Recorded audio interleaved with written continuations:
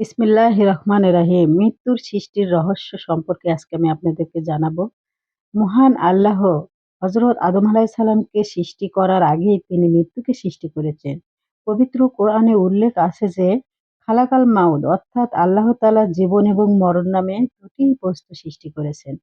মহান আল্লাহ তাআলা কিভাবে মৃত্যুকে সৃষ্টি করেছেন তা নবী করিম সাল্লাল্লাহু আলাইহি সাল্লামের হাদিস হতে স্পষ্টভাবে জানা যায় যে মহান সৃষ্টিকর্তা মৃত্যুকে জমিন ও আসমানের সকল বস্তুর মধ্যে সবচেয়ে বেশি শক্তিশালী এবং সর্বশ্রেষ্ঠ করে সৃষ্টি করেছেন। রাব্বুল আলামিন মৃত্যুকে সৃষ্টি করে বহু জনক পিঞ্জিরের মাধ্যমে বেঁধে এমন এক জায়গায় সুরক্ষিত গোপন জায়গায় লুকিয়ে রেখেছেন যে তার খুব কাছের ফেরেশতাগণও মৃত্যুর সেই তথ্য জানতে সক্ষম হয়নি। মৃত্যুর তথ্য জানা তো দূরের কথা, মৃত্যু নামের যে ভয়াবহ বস্তু আল্লাহ সৃষ্টি করেছেন সে সম্পর্কে তারা অবগত হতে পারেন নাই।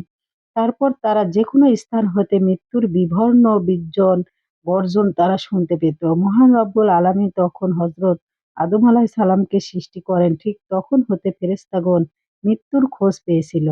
আর তখনই জানতে পেরেছিল যে মৃত্যু নামে মহান আল্লাহ তাআলা ভয়াবহ একটি বস্তু সৃষ্টি করেছেন। ফেরেশতাগণ যখন মহান আল্লাহর ইচ্ছায় মৃত্যুর পয়দার রহস্য জানতে পারল, ঠিক তখনই আল্লাহ তাআলা আজরাইলকে বললেন, হে আজরাইল, আমি আজ থেকে তোমাকে মৃত্যুর উপর সম্পূর্ণ অধিকারের শক্তি দান করলাম। আজরাইল তা শুনিবা মাত্র বলিলেন, হে মহান আল্লাহ, মৃত্যু আবার কি বস্তু? ঠিক তখনই রাব্বুল আলামিন মৃত্যুর চারপাশের অসংখ্য পর্দা তুলে ধরলেন। এই দেখো মৃত্যু, আর এর উপরই সকল অধিকার প্রদান করেছি। নিশ্চয়ই এই জায়গাটা সবাই চিনতে পারছেন। এটা হলো মদিনায় জান্নাতুল বাকি। এখানে মেয়েদের যাওয়া কিন্তু নিষেধ। আমার হাসব্যান্ড এই ভিডিওটা করছে সবাইকে দেখানোর জন্য। ভালো লাগলে বেশি বেশি শেয়ার করবেন, সাবস্ক্রাইব করবেন। আল্লাহ হাফেজ।